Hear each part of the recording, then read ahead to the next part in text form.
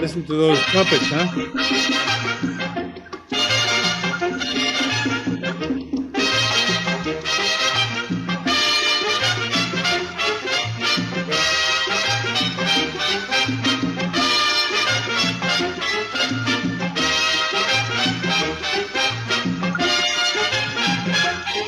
Carl's got the swing there.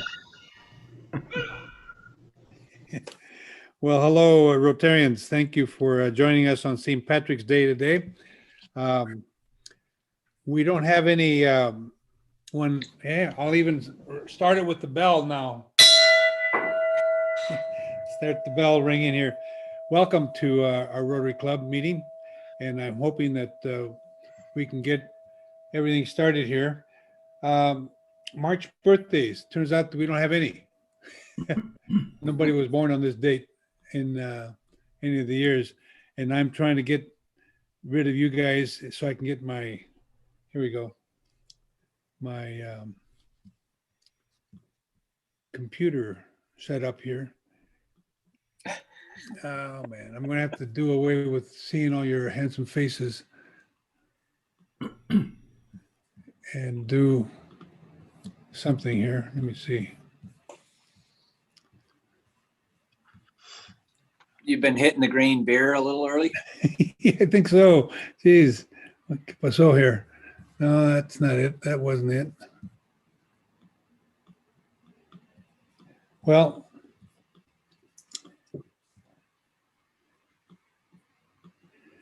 no, that won't work either. I beg your pardon, guys, but I'm trying to get to my agenda, and I can't seem to be finding it. It was on a second ago. Yeah, it was, and then I hit maybe. You want to introduce Scott while you look for that? Yeah, go ahead. Scott Payne, you've got let's see, he's got Payne Financial Services, and he is in charge of the ELC, the Enterprise Leadership Conference. He's going to give us his inspirational thought while I look for this. Okay. Hi, President Fernando. Slanche. Cheers. That's right. That's right. On St. Patty's Day. And I hope everybody has a Guinness in their hand. The Irish have a very storied history with many trials and tribulations, as we all know. And their Irish prayers and blessings reflect all that they have endured. So here's a very simple one you probably have heard, but it's very meaningful. May God give you for every storm a rainbow, for every tear a smile, for every care a promise, and a blessing in each trial. For every problem life sends, a faithful friend to share, and for every sigh a sweet song and an answer in every prayer. And one of my favorites is to all the days here and after, may they be filled with fond memories, happiness, and laughter. Slanche.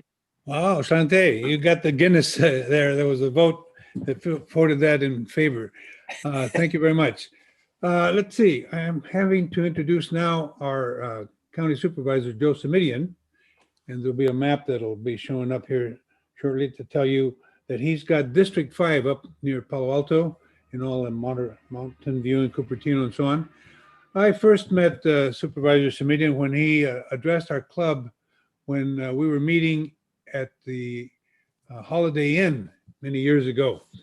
You know, he's been a mayor of Palo Alto, a member of the State Assembly and Senate, and he's been elected to the Santa Clara County Board of Supervisors since 2012. He's here to tell us about his District 5. Please welcome County Supervisor Joe Simidian. Joe, you with us?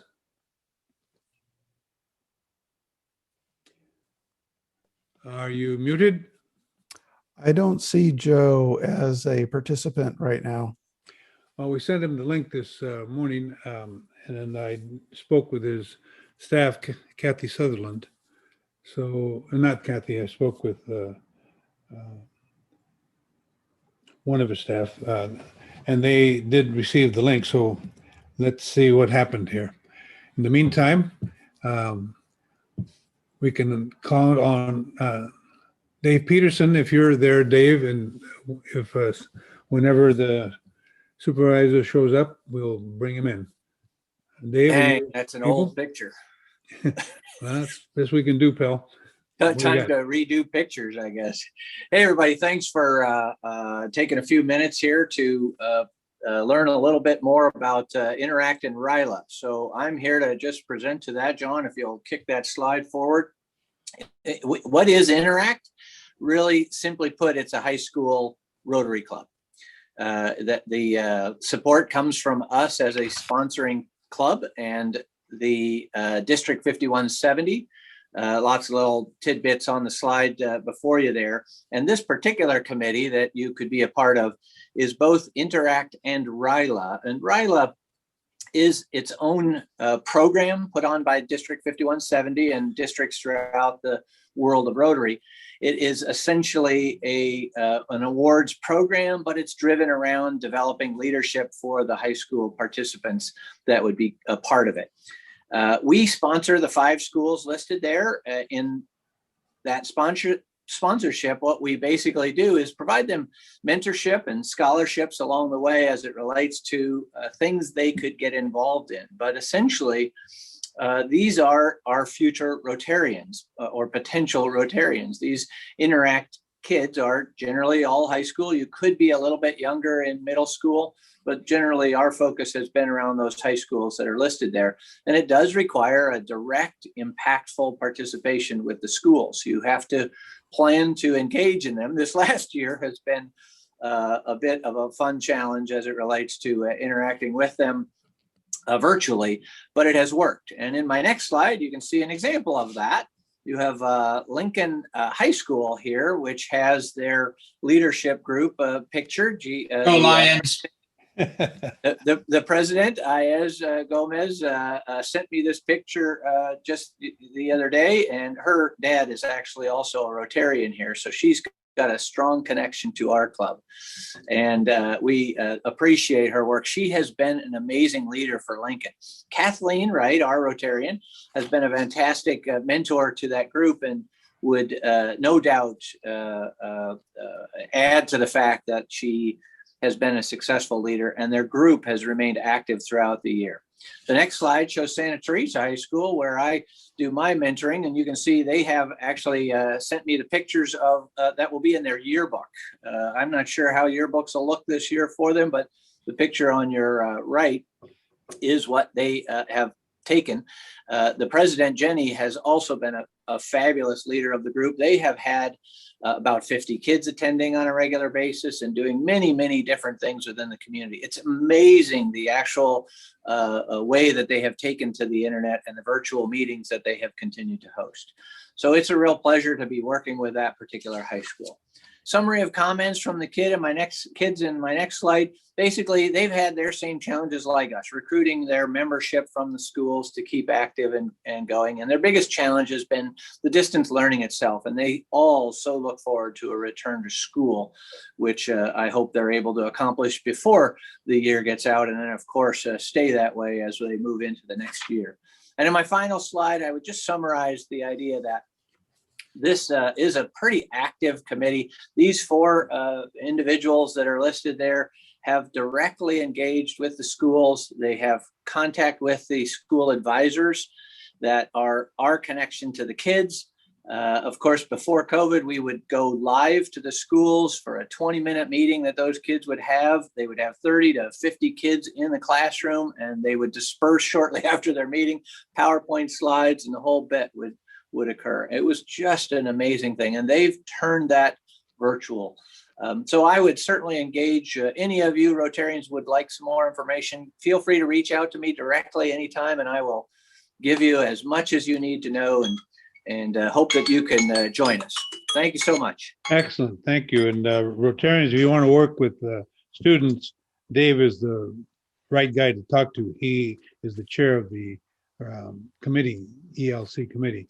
Do we know, Miss? No, the Interact, not ELC. Sorry, That's all sorry. I got. Yeah, all right. Sorry. Yeah, that was our thought of the day. Do we know, Miss Hamilton, if we have the supervisor yet? We do. All right, bring him in. Dave, let's see. County Supervisor Joe Simidian, are you with us? In spirit, if not in person. All right. Well, listen, you got 10 minutes. I've already introduced you, so take it away. Tell us all about District 10. Well, it's District 5 in the north part of Santa Clara You got County. 10 minutes. Yeah. I got it. It's District 5 in the north part of Santa Clara County. And let me say thank you for including me and my colleagues in your virtual meetings. As you've no doubt heard, I have served at 5 different levels of government at this point in my career. Everything from a school board president to a local mayor here in Palo Alto to a county supervisor, state assembly member, and then state senator, and now back at the county. And, I think I should begin with a description of that district that you just saw flashed up on the screen, because the northwest portion of the county that I represent is a little bit different in that it has a number of smaller communities. I represent all or part of 8 of the 15 cities here in Santa Clara County, all of Palo Alto, Los Altos Hills, Mountain View, Cupertino, Saratoga, and probably a little less than half of Sunnyvale, and a very small sliver of San Jose in the West San Jose area, tucked in between Saratoga and Cupertino. And it is a mixed blessing because on the one hand, it is perhaps the most prosperous of our 5 supervisorial districts, and people are blessed. On the other hand, that means that it is sometimes, frankly, easy to overlook the need that does exist within the district. I know Rotarians understand that the prosperity of our region is not evenly distributed. And so I fear that too often it's too easy to look past the folks of modest means who really do need and deserve our help here in the northwestern part of Santa Clara County. So I stay focused on that. Just as one example, our county, as you may know, has 3 hospitals and let's say 11 primary care clinics, depending on how you count.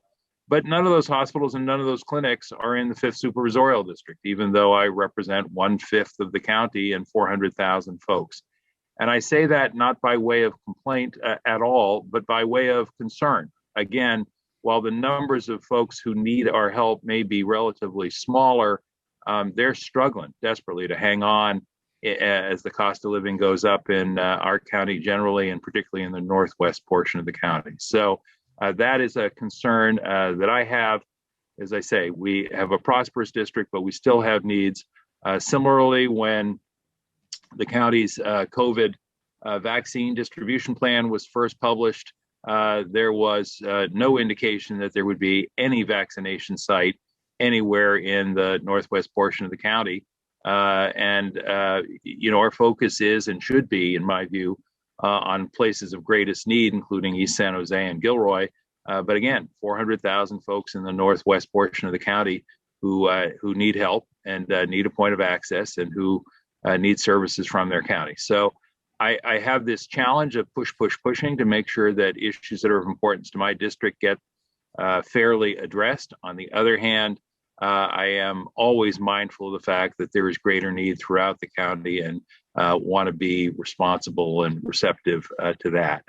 I think many of you should know by now, after you've heard from my 4 colleagues, this is the challenge of being district number 5, the 5th and final of your visitors, that the big part of the county's work is in healthcare, welfare. We do law enforcement and fire as well, depending on what part of the county you're in. We have a range of services that most of you have probably never even thought about unless you've had occasion to use them. If you haven't flown out of one of the 2 municipal airports that are owned by the county, that's probably not top of mind. When you put a gallon of gas in your car, you probably don't even notice that little sticker from Weights and Measures on the machine that guarantees you really are getting a gallon of gas that you paid for. If you haven't used the animal shelter to adopt a rescue animal, again, these are things people think of their local libraries in places like Campbell or Los Altos as their local library, and that is as it should be, but that's part of a county-wide library system. So lots of miscellaneous issues. And while most of the land use decisions that provoke controversy are within the city limit lines of 15 cities and towns in the county, I have a couple of particular challenges. I dare say they're unique to the 5th District. We have Stanford University on 4,000 acres of unincorporated land in the county, the central campus, as most of us would think about it. It's an unusual situation in the county. Ordinarily, we encourage development inside the incorporated communities. Stanford is the exception to that rule. I also have Lehigh cement plant and quarry in my district, right next door to a lot of residential neighbors who have a series of concerns that they raise as well. So, as if having a 20,000 person organization in terms of employees and $8 billion a year in budget responsibilities wasn't enough. We have, as I say, these two unique land use issues that are a particular challenge in my district. I would say that we have all been through a challenging year, at the risk of stating the obvious, with respect to COVID. As the chair of the county's Health and Hospital Committee, I have focused on, I would say, 3 things in particular.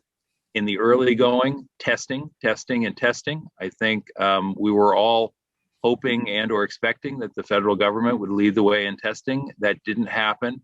And so it fell to all of us locally to do our best to make sure we had the testing we needed to keep track of the virus. Simply put, you can't fight it if you can't see it. And the only way you can see it is with testing. So that was sort of a priority for me in the early months. One that was sort of behind the scenes, again, was to make sure that our county systems were not overwhelmed. And I know many of you read those stories online or in the paper. When you heard the phrase flatten the curve, that was largely about making sure that we didn't have so many folks rushing into the hospital that the system was overwhelmed, that our ICUs, our intensive care units were overwhelmed, or that we didn't have the staff that we needed, or the PPE, the phrase that we are now also familiar with. And of course, in the last half dozen months, the push has been on vaccine distribution. And I think we're fortunate, frankly, that we have both with our county system and local providers, the machinery is there, the infrastructure is there, the opportunity to get the vaccine out into people's arms is there. What we just don't have is enough vaccine. And since level, it is a source of continuing for all of you. And then the economic challenges of the pandemic. So along with my colleagues, I've been pushing for things like a small business loan program, not only to help small businesses, but to help them retain their employees. We need those businesses, but we also need those jobs to make sure people can make a decent living and put $1 in their pocket, pay for their groceries, put gas in the tank, whatever the challenge is. We have also taken early steps, as I suspect many of you know, to ensure that there was a moratorium on evictions, not just for residential tenants, but also for small businesses along the way. Some of the things are things that I think none of us anticipated until we found ourselves in the midst of the crisis. Cap on fees for folks who are restaurants who are using delivery services, where regrettably some folks pushed the outer limits of what was conscionable in terms of the fees they were charging. An hourly wage supplement recently for workers who are in harm's way. All of these are the kinds of things that, frankly, I think most of us weren't anticipating a couple of years ago, but they are clearly part of us. And I just want to close with this observation. And I'm looking at the screen, and I can't see all of you, but I can see a goodly number of you. And what I want to say is I think we have all had the same experience, which is that the pandemic has brought out both the best of us and, frankly, the worst of us. And, I think most of us would probably have to acknowledge, painful though it is, that we have a friend or a neighbor or a colleague who carried themselves in a way that was disappointing to us. But gladly, I can say, I think that really has been the small minority. I think this has been a time when good people really stepped up to do their part however they could. It's different for each of us. Business people hanging on to employees long after it might have made sense, quote unquote, to let them go. Folks who were trying to shop local to keep money pumping into the community. Someone who simply picked up the phone and called an aged neighbor. People who are trying to get our kids back into the classroom. Folks at the county who are in our health and hospital system who are just doing extraordinary work. So, I want to close on this optimistic note. I think it's consistent with the Rotary way, which is, yes, hard times. It will be a long time getting ourselves back to that better place we aspire to. But I, for one, am really proud of the way the overwhelming majority of our community and our business people and our governmental entities have sort of taken it on, done the work, and are all doing the level best they can to simply show some measure of kindness and respect and decency for the 2 million people who call Santa Clara County home. My privilege to serve 400,000 of them directly and all 2 million indirectly. That includes all of you. So I hope when the time comes, if we can be of help, send an email, drop a letter, pick up the phone. That's what we're there for. And look forward to seeing you all live and in person for a more extended set of comments when the time comes. Thank you all. Yeah, we hope that the next time is as a program speaker. You've been a hell of a public servant, Joe, and we appreciate the work that you're doing and have done throughout your career, an extensive and illustrious career. Thank you very much. All right. Now it's my turn to say that, it's March is Women's History Month, and I found it interesting that the Equal Rights Amendment to the Constitution, which was first presented to Congress in 1923, is still not the law, even though it's been passed or ratified by 3/4 of the states. That's about 38 states. And here's a summary that I think is why that's still not the law. In its simplest form, the Equal Rights Amendment promises that the equality of rights under the law shall not be denied or abridged by the United States or by any state on account of sex. It was believed that putting the principle of gender equality in the Constitution would help overcome many of the obstacles which women thought kept them as second-class citizens, such as pervasive gender discrimination in the form of wage disparities, sexual harassment, violence, and systemic unequal representation in American institutions. Well, nothing happened with the ERA until 1972 during the Civil Rights Movement, when the amendment was approved by 2/3 of Congress, but it also needed that ratification of 3/4 or 38 of the states. By 1982 deadline, 35 states had ratified it, but there remained 3 in opposition, 3 states. In February 2020, Congress removed that 1982 deadline requirement, and Virginia became the 38th and last state needed to ratify the ERA, which seemed like that would lead to the becoming law. But after the 1982 deadline had passed, 4 state legislatures voted to rescind their previous ratification. Not all legal experts agree that erasing the 1982 deadline in 2020 is constitutional, nor that the states that revoked their ratifications can be legitimately counted as having ratified the ERA. So the fate of the ERA is still up in the air. Supreme Court Justice Ruth Bader Ginsburg once said about the Equal Rights Amendment, "I'd like my granddaughter to see as a basic principle in our Constitution that women and men are persons of equal stature in our society." She noted that every constitution in the world written since 1950 has the equivalent of an Equal Rights Amendment, but we do not. So let's see what happens with this ERA during the Biden administration. Now it's daylight savings time, as you all know. Please note that this coming Friday is World Sleep Day. Americans evidently lose 1 hour of sleep per day compared to Europeans. That's an entire work day lost. But why is getting enough sleep important? You get sick less often, you stay at a healthy weight, you lower your risk for serious health problems like diabetes and heart disease. It reduces your stress and improves your mood. You think more clearly and you do better in school or at work or at play. And best of all, you get along better with other people. So there's a slogan: regular sleep, healthy future. So hit the sack early, Rotarians. You should know that County Board Supervisor Cindy Chavez is holding her 4th Women's Leadership Policy Summit this Saturday, March 20th from 9 to 4 p.m. It'll be free via Zoom. The registration link is up there on the screen, as you see. And there'll be more details in Friday's bulletin if you want to attend this Saturday, 9 to 4 p.m. Now we've got James Williams. He joined Rotary in 2018. He's with Opera San Jose. You may have thought he was the jazz guru, but he's also works with Opera San Jose. And he's a member of our Rotary program committee who will introduce our speaker. So, James, are you with us? Yes, sir. I am ready. Take it away. Okay, thank you.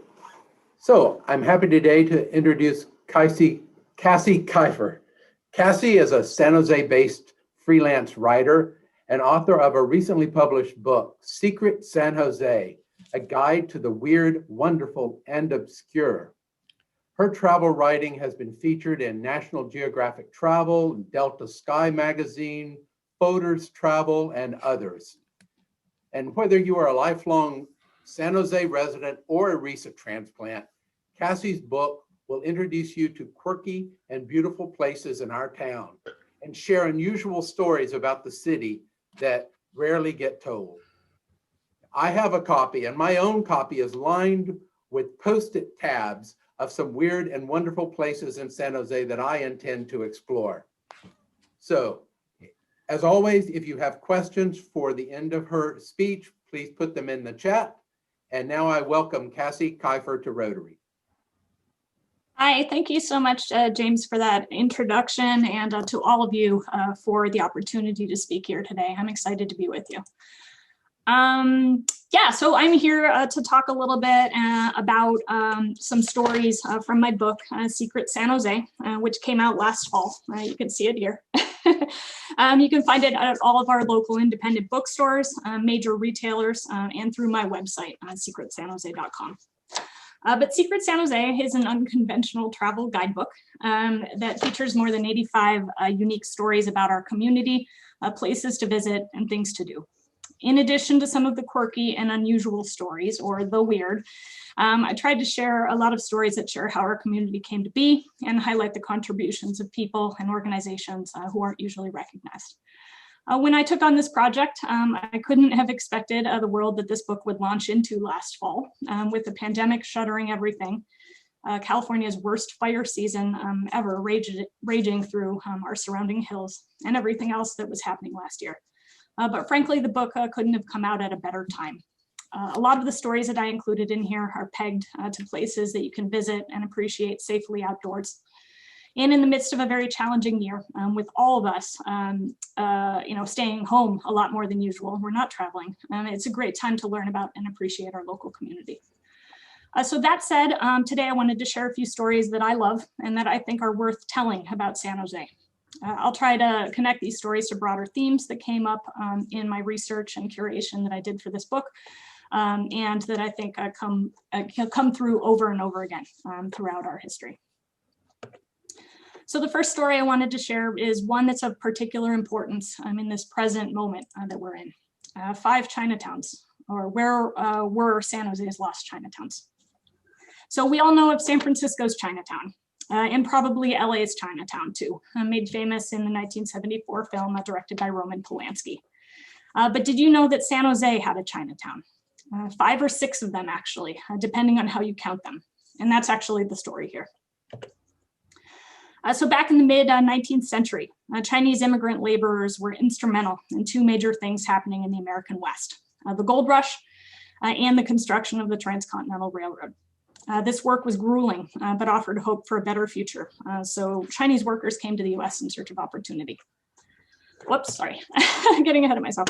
As the work on these projects dried up in the late 1800s, Chinese immigrants moved to California cities to build a new life. But it was a really tough time to be an immigrant here in San Jose. They found many barriers, including laws preventing Chinese immigrants from obtaining business licenses, obtaining real estate, and interracial marriage.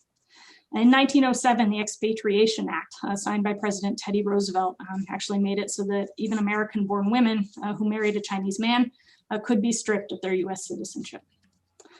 Beyond that, the Klan, the KKK, had a large chapter in San Jose, and there were half a dozen other white and nationalist groups in the community, including ones called the Anti-Chinese Association and the Order of the Caucasians. This was in a city that at the time in 1870 only had about 9,000 people. Unfortunately, racially motivated violence was not uncommon. There was strong opposition to Asian immigrants at all levels of government. James Phelan, the one-time mayor of San Francisco and a US senator from California, ran his re-election campaign a few decades later on a platform against Oriental aggression and using the slogan, "Keep California White," on his campaign posters. There's also this cartoon down here in the bottom of the slide. It was actually an advertisement for an early washing machine that shows Uncle Sam kicking out a Chinese worker, saying at the bottom, quote, "The Chinese must go."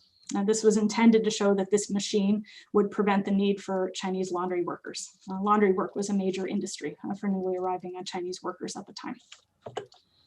So it's no surprise that in this challenging atmosphere, the Chinese community stuck close to their neighborhood, Chinatown. From the mid-1800s to 1931, there were 5 different Chinatowns here in San Jose. The first and third San Jose Chinatown was on Market Street, where the Fairmont Hotel is today. This was devastated by a fire in 1870. The community scattered to other locations. It was rebuilt and the community came back. In the late 1870s, it was one of the biggest Chinatown communities in the West. But things continued to get worse for the community.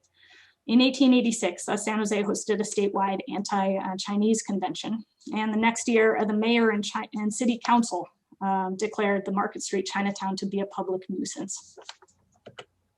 And then in 1887, another fire destroyed the neighborhood. Suspiciously, the night of this fire, the fire department's tank, which was said to always have been kept full, only had enough water in it to keep the fire from spreading to adjacent white and European neighborhoods, leaving no water to save the buildings in Chinatown.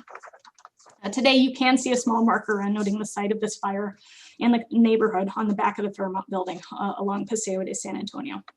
It's the only evidence on site that this community ever existed. So the community scattered again and was feeling really hopeless.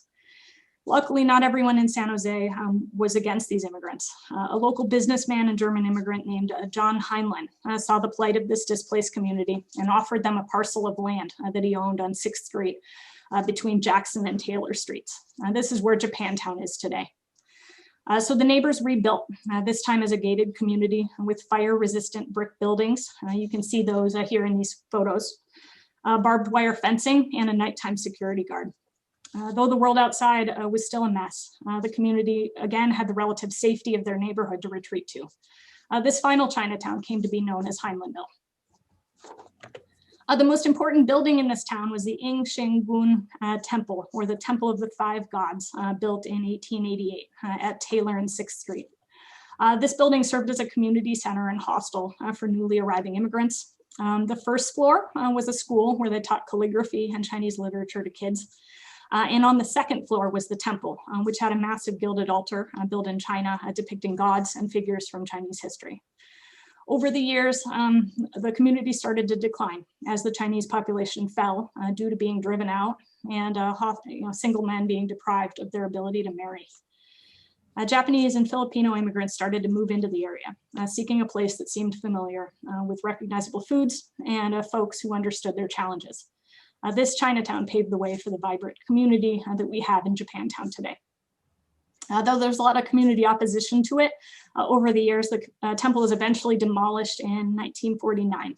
The city, though, saved the gilded altar, furnishings, and part of the facade and put them away in storage.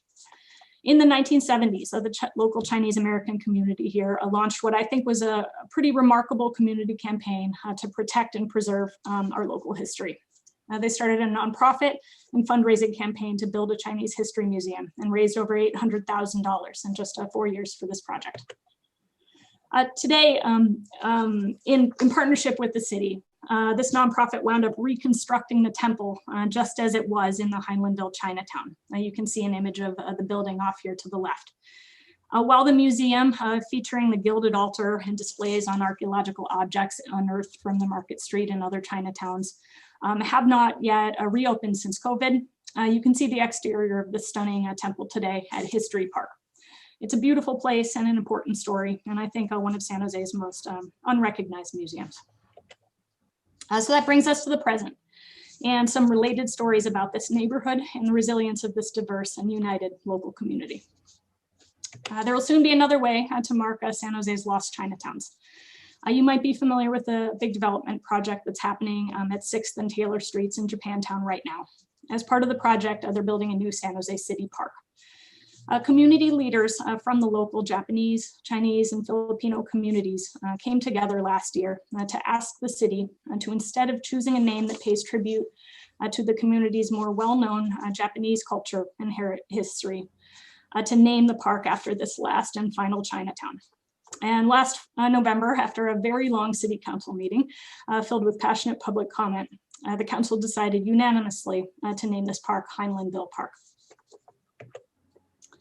And while the Chinese American community is committed to sharing this mostly erased part of our local history, the Japanese American community is also committed to making sure we never forget about another dark chapter in our history. The World War II era Executive Order 9066, the forced internment of Americans of Japanese ancestry. The Japanese American Museum of San Jose has another small and I think under-recognized local museum that shares this story through photos, maps, and displays about life during this time, including a haunting replica of one of the barracks, as well as stories about how this detention affected the community, shuttering family-owned businesses and ripping children away from their schools and friends. Many of the stories here are presented in the words of local community members, now neighborhood elders that were affected. Beyond that, the neighborhood also organizes an annual Day of Remembrance event each February on the anniversary of this executive order. It's a powerful event, and they always feature speakers who talk about the need to fight against all forms of discrimination that continue to hurt our community, followed by a candlelight vigil pre-COVID through Japantown streets. So there's ongoing activism committed to making sure that this story is not forgotten. Local Japanese American activists have also been very involved in recent years in efforts to fight the Muslim ban, as well as the Trump administration's family separation policies. They see these government actions as connected to their own experience, and they're fighting to keep history from repeating itself. And that brings us to this very week, where America is experiencing a new rise in COVID-related racism and violence against Asian Americans, including some recent crimes right here in San Jose. Just this last Saturday, hundreds of people from across the South Bay stood united together outside of our city hall to speak out against the rising violence and say once more that we will continue to fight hate in our community and that we're never going back to those dark times. So my next story that I chose to share is called Si Se Puede, or what American civil rights icon got started organizing here in San Jose. So you might recognize this guy. Cesar Chavez is a legendary civil rights leader who's known for his work organizing for farm worker rights in California's Central Valley, co-founding what would become the United Farm Workers with Dolores Huerta and Larry Itlong, and winning the first union contract for farm workers. Chavez was born in Yuma, Arizona to Mexican farm worker parents who moved his family to California when he was young, hopping around the state to pursue seasonal jobs and eventually settling in East San Jose, where he lived on and off for about 20 years. So you might say he wasn't born in San Jose, he didn't die in San Jose, and his most noteworthy achievements weren't achieved here in San Jose. So why is he so important to San Jose? I've heard people share that sentiment. Cesar Chavez's story is a San Jose story because this is where he found his calling as an activist and a community organizer, fighting for the rights of our community, his neighbors, right here in San Jose. So to set the stage, here's a description of what life was like in East San Jose when the Chavez family moved here in the 1940s. This quote is taken from a great book called America's Social Arsonist, Fred Ross and Grassroots Organizing in the 20th Century. It's the biography of an organizer who recruited and trained both Chavez and Dolores Huerta. So sal si puedes is Spanish for get out if you can. And there was plenty to get away from. Many streets were without lights, sidewalks, or sewers. A nearby packing house dumped refuse into a creek. And when it rained, the creek overflowed, flooding the neighborhood with toxins. Afterwards, stagnant cesspools glistened in the sun for weeks, littered with the occasional drowned and decomposing rat. 2 years earlier, residents had gathered signatures asking the city to pave the east side's dirt roads. Nothing had happened. Mexicans were meant to pick and pack the valley's fruits and vegetables and stay quiet. Sal si puedes is the embodiment of what author Michael Harrington would call in a decade's time, the other America, separate, unequal, and invisible. So this was the world that Chavez lived in as a young adult and newlywed, starting his family right here in San Jose as he worked in agriculture alongside Mexican, Portuguese, and Italian immigrants. Chavez was active in the East Side Catholic Church, Our Lady of Guadalupe Mission Chapel.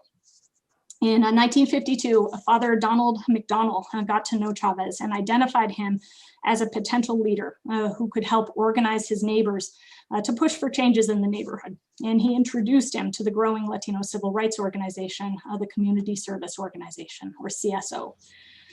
For the next decade, Chavez worked with the CSO here in San Jose, honing his skills in organizing, first local and then in state and national politics, by canvassing door to door, planning community meetings, and registering people to vote. It was right here where Chavez, who was young and soft-spoken and reportedly really shy at first, found his voice and his interest in justice while talking to his friends and San Jose neighbors about their daily struggles. So these are a few photos I found of Chavez back in those days, photos I hadn't seen before until recently. The one in the upper left corner here is of a Get Out the Vote rally. And another down in the lower right corner here is of him when he was elected an officer of the San Jose chapter of the CSO. This might be the only picture you ever see of him wearing a suit. You can see that's him, the second from the left there. I read somewhere that when he was first getting started here in San Jose, he was a little self-conscious of his age, so he grew a mustache and dressed up a lot, hoping that he would that would help people take him seriously. But Our Lady of Guadalupe Parish continues to serve the East Side community and provides a place of respite for the still mostly immigrant community. It's an active and well-loved community parish and well worth a visit. And there's a large mosaic on the outside of the church that depicts figures of importance in Mexican-American history. Aztec culture, the Virgin of Guadalupe, unfortunately hidden by this pole, and yes, Dolores Huerta and Cesar Chavez down here in the lower right corner. Out behind the church today is McDonnell Hall, which was the original church building back in Chavez's day, where he was originally recruited and where he hosted some of his first meetings. It's been named both a National Historic Landmark and a state landmark for the church's role in this history. And there's a photo off here to the right of an event that the UFW hosted at the church featuring Carrie Kennedy, Robert F. Kennedy's daughter. You can see Dolores Huerta in front there in the bright red jacket. When Senator Robert Kennedy was campaigning for president back in 1968, he attended Mass right here at the chapel. And finally, you can go to see the house where Cesar and his wife Helen lived here in San Jose. It's not open to the public, it's privately owned. A member of the Chavez family still lives there, but there is a city historic marker out in front, as you can see here to the right. But San Jose has so many other stories about inspiring activists who stood up for the unheard and fought back against discrimination. Here are just a few. These are two local activists and rough contemporaries of Cesar Chavez who used their art to speak out in protest. Off to the left here is Ernesto Galarza, who was a San Jose labor organizer, a writer and poet, who lived in San Jose as an adult and produced much of his most important work here. His writings exposed abuses of farm workers, particularly those in the US Bracero program. Off to the right is Luis Valdez, a San Jose raised San Jose State alum and playwright who's been called the father of Chicano theater. He founded Teatro Campesino, farm worker theater, which used acted skits in the fields and on the picket line as a way of sharing stories and to organize workers around their shared interests. Tommy Smith and John Carlos were two San Jose State track stars and US Olympic medalists who raised a fist in silent protest on the 1968 Olympic stage to call attention to racial discrimination. This was 50 years before Colin Kaepernick took a knee to do the same thing. Clara Shortridge Foltz was the first female lawyer on the West Coast. She fought for women to have the right to vote, for women to be admitted to the California bar, and to become one of the first women admitted to Hastings College of Law, all while living in San Jose and commuting to San Francisco and Sacramento. Later, she was the first person to raise the radical idea of the public defender, the idea that the government should pay for a lawyer for those who can't afford one on their own. So these are just a few of the other inspiring activists that called San Jose home. And finally, changing gears a little bit, the final story I wanted to share is called Drowned Town, or When Was There a Town on Stilts, hovering over the San Francisco Bay. So if you've ever ridden the Amtrak or ACE commuter trains from Oakland down to San Jose, you might notice some old buildings sinking into the salt marsh along the bay, just south of Fremont. These structures are the last remaining signs of a Bay Area ghost town called Drawbridge. For almost 100 years, the town was a weekend getaway destination for duck hunters, fishermen, and sun-seeking San Franciscans. At its peak, the town had about 90 cabins, hotels, and saloons, all perched on stilts to raise them up out of the marshy ground. On some weekends, the small community had as many as 600 local visitors. The town was known to be relatively lawless and rowdy. They never had a regular police or county sheriff presence, and prostitution, gambling, and alcohol were all easy to find, even during Prohibition. The town was a railroad stop on the train between Oakland and Santa Cruz. Several ran through the area every day, so it was an easy local getaway from anywhere in the bay. By the 20th century, Drawbridge had started to decline for a couple of reasons. First, hunters had decimated the local bird population. While I'm sure there were some hunters that were moderate in what they took, like these guys, I assume, shooting them one at a time for sport and for food. There were others that would use another more destructive method. They would bring out a cannon, fill it with gunpowder, chains, and nails, and shoot it off into a flock of birds. This would kill 500 to 1,000 ducks with a single shot. Unfortunately, this method was not sustainable for the duck population. Second, the San Francisco Bay was becoming increasingly polluted with raw sewage causing the fish population to decline. This was back before we had a municipal sewage treatment plant, and both urban and agricultural waste was pumped right out into the bay. Finally, the town started to sink as the bayfront salt companies started to build levees and drain the natural wetlands in the area. So as humans were decimating this natural environment, the access to wildlife that brought people to the town became less of a draw, and tourism started to wane. The population declined from the 1940s on, and the last full-time resident moved out in 1979. Today, the land where Drawbridge once stood is a protected habitat owned by the U.S. Fish and Wildlife Service and managed as part of the Don Edwards San Francisco Bay National Wildlife Refuge.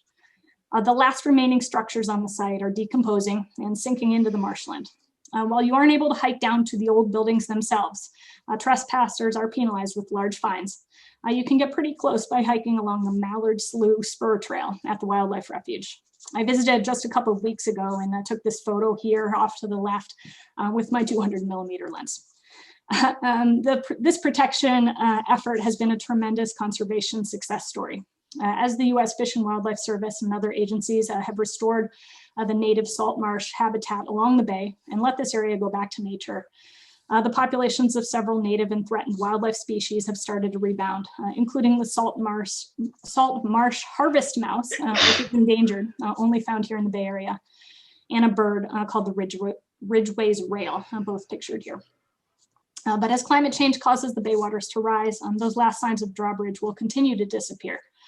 So do get out there on the trail and spot them while you can. But beyond that, our region has lots of other stories of renewal and ways our neighbors have come together throughout history to protect the environment and our natural world. One is Big Basin State Park. This was California's first state park, founded back in 1901. These ancient giant redwood trees that we all love so much were saved from the brink of total destruction due to the actions of local activists who were horrified to see the loss of these old growth forests in the Santa Cruz Mountains. Second is Alum Rock Park. So this is a place that's changed a lot over the last 100 years. This was actually California's first municipal park, founded back in 1872. But in those early years, it was more like an amusement park than a place that protects and values nature. It had a swimming pool, a hot spring spas, a bandstand, a restaurant, and more, and it drew huge crowds every weekend. Unfortunately, because of the heavy traffic and development, over the years, the native plants and wildlife population in the area dramatically declined. In the 1970s, the city decided to return the park to a more natural state, removing the swimming pool, many of the buildings, and closing off some areas to the public. Luckily, as a natural habitat has recovered, many species of native wildlife and plants have returned to the park. It's still a popular place, but today it's all about the nature. And finally, Coyote Valley. This is an agricultural valley just south of San Jose, stretching from the Santa Cruz Mountains to the Diablo Hills. It's the last true remnant of this agricultural community we once knew as the Valley of Heart's Delight. It's also home to an incredibly important wildlife habitat and one of the largest remaining seasonal wetlands in the Bay Area called Laguna Seca. While this region has been slated for sprawling development constantly for the last several decades, in recent years, our community has come together to protect this region, including state and local designations and a massive new land protection deal in 2019, a partnership between the city of San Jose and local conservation agencies, including POST and the Santa Clara Valley Open Space Authority. I saw Andrea McKenzie here. I'm not sure if she's still here, but thank you. These organizations and our community as a whole are working together to make sure that this beautiful and environmentally significant landscape is protected forever. So with that, thank you all for your time and again for having me here. In closing, I just wanted to share the book again. You can order a signed copy from my website, secretsanjose.com, or you can find it at any of our local independent bookstores. They can all really use this support right now. Thank you, Cassie. We've got time for a couple of questions here. Great. So I know from personal experience that your book is full of some very unusual and quirky stories and places. Share with us one of the most unusual and little known things that's in your book. One of the most unusual and little known things in the book. I think one thing that has surprised folks, and one of the places that I really love, one of my favorite stories, is about the beautiful Vietnamese that we have scattered throughout our city. There is one that I featured in there that does a fundraiser every Sunday, and they sell food out back of the temple. It's called Duc Bien Community Pagoda. It's a really, really beautiful place, beautiful architecture, and Buddha sculptures and stuff all around the grounds. And from morning to night, there are nuns. It's the largest community of Buddhist nuns, actually in Northern California.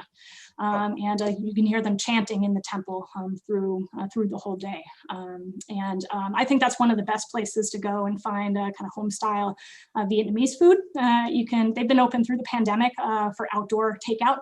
And all of the proceeds from these meals that they sell on Sundays are a donation. They go to support the community service work that the nuns do. So that's one of my favorite places, and a lot of people have, that are not part of the Vietnamese community, have loved to go and be there and meet the folks. Everyone is so welcoming there and love to share their culture with you. So. Great. Okay. We had a couple of people asking if you're considering designing a walking tour around elements in your book, or do you know of anyone who does something like that? Yes, I have actually been thinking about doing that.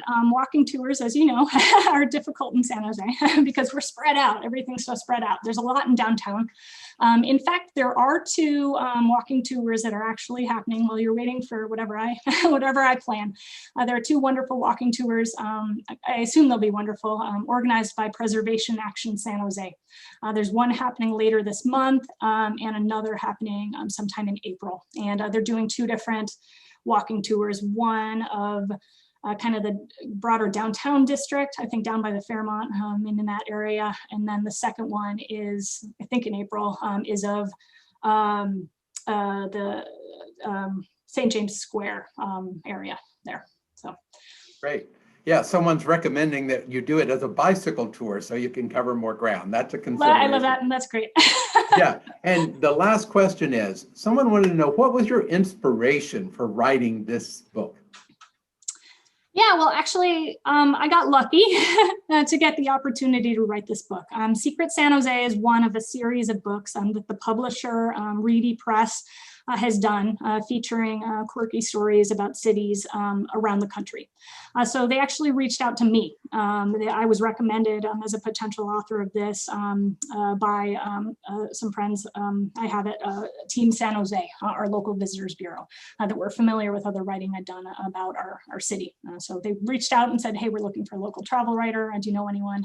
And they luckily recommended this. This was my dream project because this is kind of the way I explore, and I love to share stories, about our community, kind of quirky things and wonderful things that I found out about our community that I don't think people know. So I'm extremely lucky to have gotten the opportunity to do this research. It's been super fun.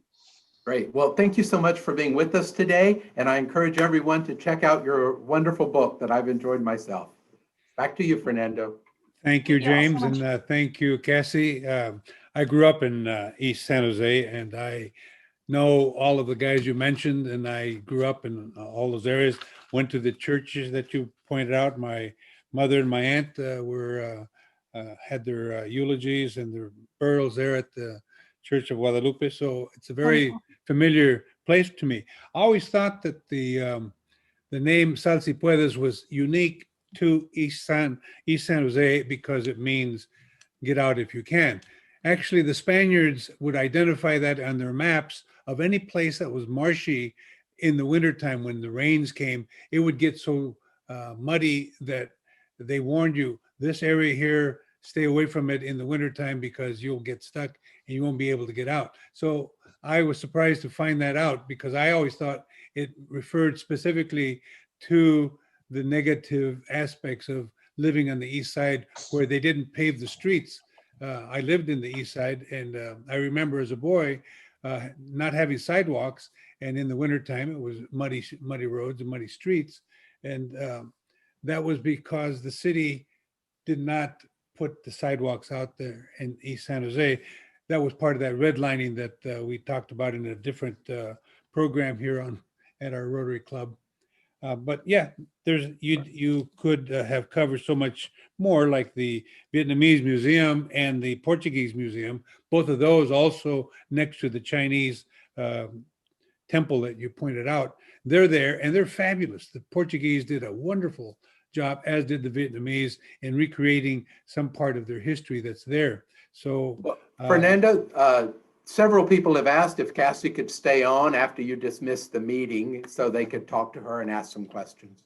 and I was going to ask if that was possible, Cassie, because I'm sure that there are other folks that have questions that, if you don't mind, we'll maybe stay until 1:30, if that's okay. Of course, yeah.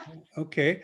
Happy Well, to. in that case, let's wrap it up here and say that, we want to thank you, certainly, Cassie, and we want to tell you that normally we pay people in trinkets or measure or some sort of flag or something from the Rotary Club. This year, instead, we have contracted with our city forest, a nonprofit which will plant 56 shade trees in East San Jose to combat the heat islands that are out there, to help with the climate change, clear the air, and improve the neighborhoods. And that is something that we do in lieu of giving you some other remembrance of this particular opportunity that you've given us to talk to us. Next week, our speaker will be former Deputy District Attorney and immediate past club president, Karen Sinanutari, who will appear with Jerry Puckett and Don Anders speaking on a journey of justice. On January 15th, 2021, Jeremy Puckett was declared innocent. He had been imprisoned wrongfully convicted of a 1998 Sacramento murder and robbery.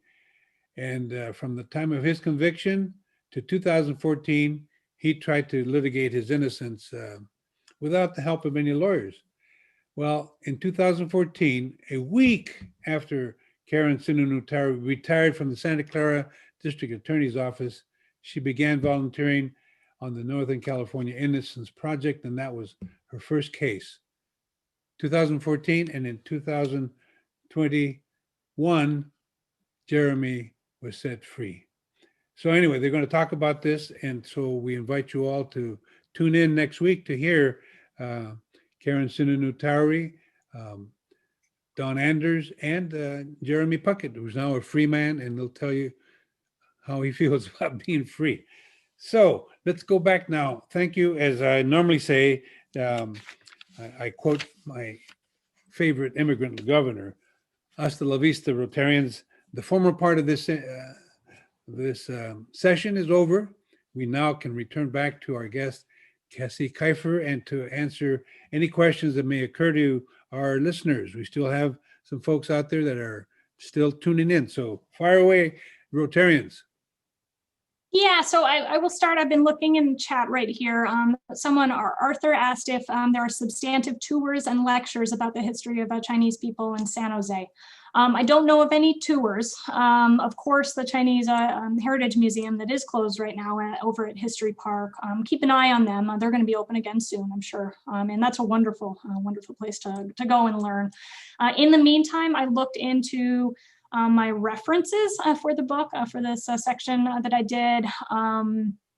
Let's see, so there's a book, I feel like I found the full or partial text of this online. It's called 150 Years of Chinese Lives in the Santa Clara Valley by Michael S. Chang. Also, there's another wonderful book about Japantown called San Jose Japantown, A Journey by Kurt Fukuda that folks may know. I'm going to drop, see if I can copy those and then drop those books in here in the chat.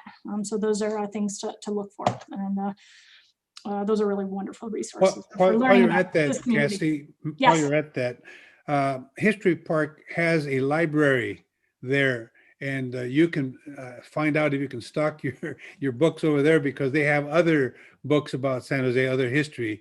And so I just suggest that you talk to one of our Rotarians, Bill Schro, who can tell you all about it. All right, back to you. Back to you. Bill's here. Thank you so much for all history San Jose does. Yeah, I spent a lot of time in their archive there, reading everything that I could find about San Jose in doing this research.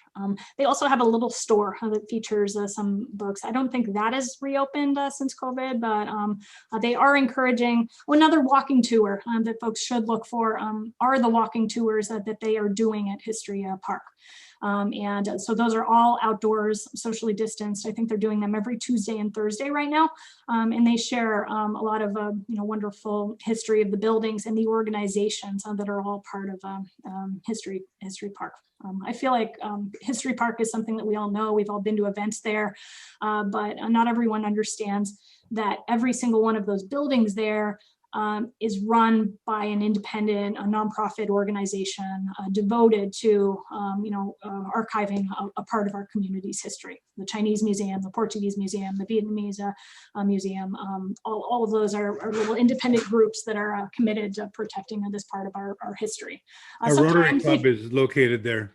The office. Yes, and your Rotary office is there. Yes, yeah. In a historic home. Wonderful. Let's see if we have any other. Someone else, Arthur asked about my experience, and my master's degree is in urban planning from UC Irvine. I love cities, I love communities, understanding what makes them work. So that's. He also asked how you went about researching the book and how long it took. Yes, so it took about a year, I think, from the time when I signed the contract to when I submitted my first draft on April 1st of 2020. So just as the whole world was shutting down, those last couple of weeks were really challenging to focus and get my draft in on time. But yeah, so I spent about a year reading everything that I could, like I said, about our community and talking to everybody that I met over the course of the year and asking them, hey, what are the places in our community that you don't think people recognize a lot, or you don't think people know about? And a lot of the stories that I included in here are places that people told me about, or stories that they value and or that they think are funny or interesting or important. So that's where a lot of the stories came from.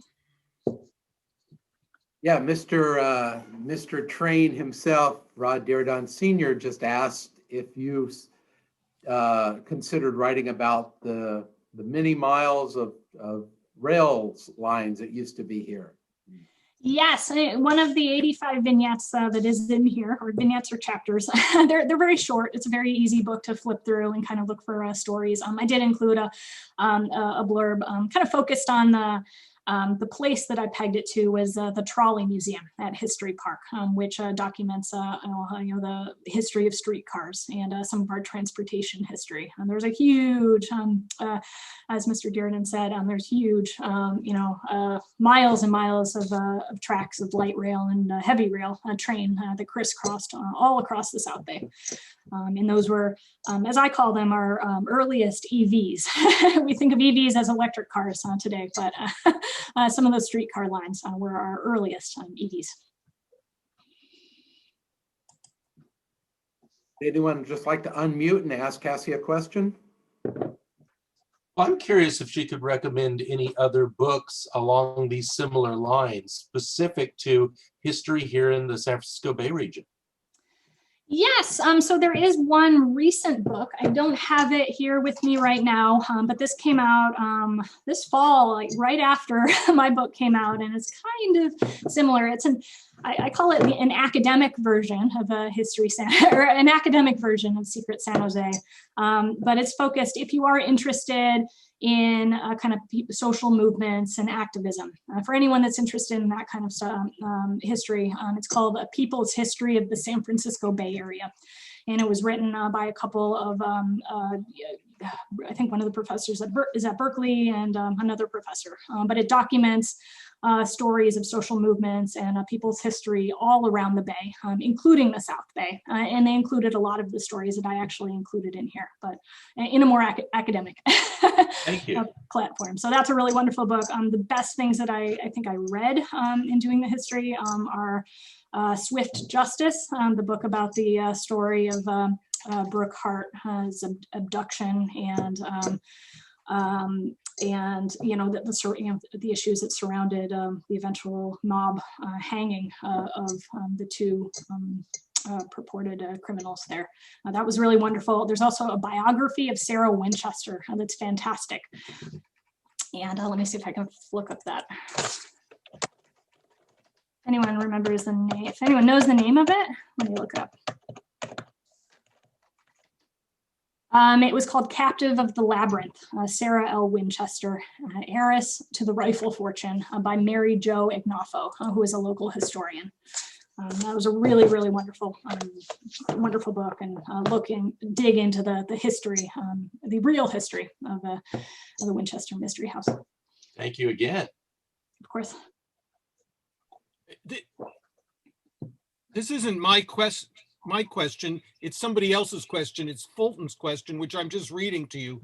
After publication of your book, have many people contacted you about historical stories that are significant and maybe weren't covered in your book? And is it enough for a second book? And I'll ask you, are you considering maybe doing a similar book for Oakland or San Francisco or one of the neighboring areas? Because you've got it down, you know what to do. Yeah. And maybe you could get a contractual advance to do a book on each of the major urban areas in this area, or even LA. I would love to do that. And I am not talking to my publisher right now about anything else, but this publisher actually does frequently offer authors of books that are successful in one region. They'll offer them the opportunity to do a second book or a second edition of the book, because I would actually love to, at minimum, I would love to do a second edition after this happens. There are unfortunately a couple of stories and places that have shut down, just 2, I think, permanently, places that have shut down due to the pandemic. But I would love to do, a rewrite and pull out some of those stories and add in some additional things that I think were missed. I can't think of anything off the top of my head, but I've got a couple of ideas that I have in a little Google Doc note somewhere if I am ever offered the opportunity to do this.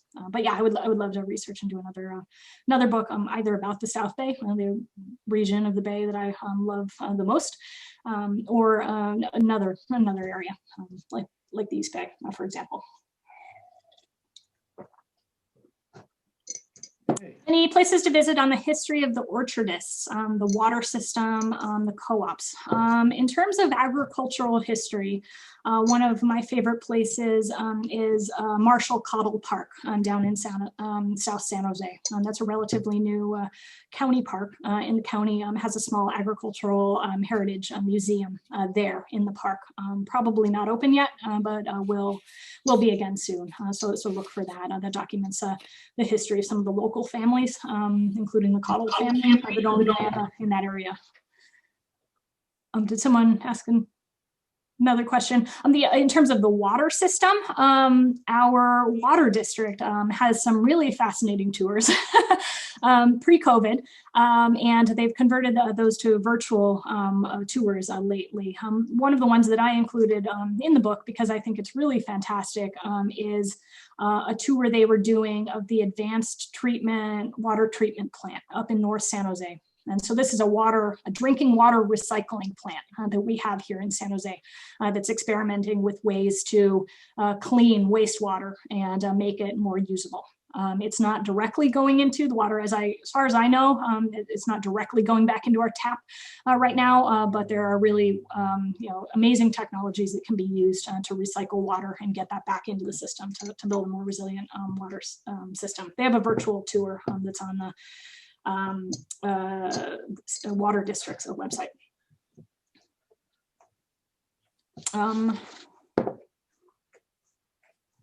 Let's see, does anyone else have any other questions, or is there anything I missed in chat? I asked a question regarding the fact that the Carnegie Foundation was known for building libraries in cities across the country, and their policy was one library for any particular city. And San Jose has two, or had two, Carnegie libraries. One was out on 23rd and Santa Clara Street that I used to go to as a little boy, and they would read. They would light the candle, and the children sat around, and the librarian would read stories. Then the other library, the Carnegie Library, was at San Jose State, where I went to school, and we used to have the student union in the basement of that library. It was called the Student Co-op, or a coop.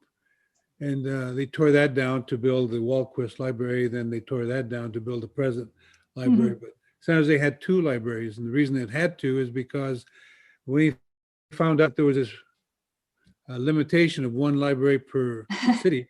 East San Jose broke away temporarily to become its own city. Then they qualified for the library. And then they joined San Jose again. Okay, I was just about to ask if that was during the time because I knew at one point East San Jose was a separate city, right. Independent, and that was maybe an excuse for why the city wasn't providing more resources. But wonderful. Well, it looks like we may have exhausted, or at least reached an end. The rest of my colleagues are off to do other things. Listen, Cassie, we want to encourage you to write some more and dig up some more stuff. That was fascinating for those of us who are native, or at least call San Jose our home. This was fascinating stuff. So thank you. And we want to wish you all the best and success in this. You want to tell us again the name of your book? Yes, again, it's a secret San Jose, a guide to the weird, wonderful, and obscure. And you can find that, on my website, secretsanjose.com, or at any of our local bookstores. If you want to support one of our local independent bookstores, call them first. They don't always have it in stock. It's been hard in the pandemic for them to keep things in stock, but you can always order it from them or me. Through my website, I am selling signed copies. And did James ask you for your mailing address so I can send you a personal thank you note? He did not, but I can message him with that right now. Yeah, thank you. I will you so send much. that to you. I have that. Okay. Okay. All right. Well, thank you very much, Cassie, and good luck to you in your writing.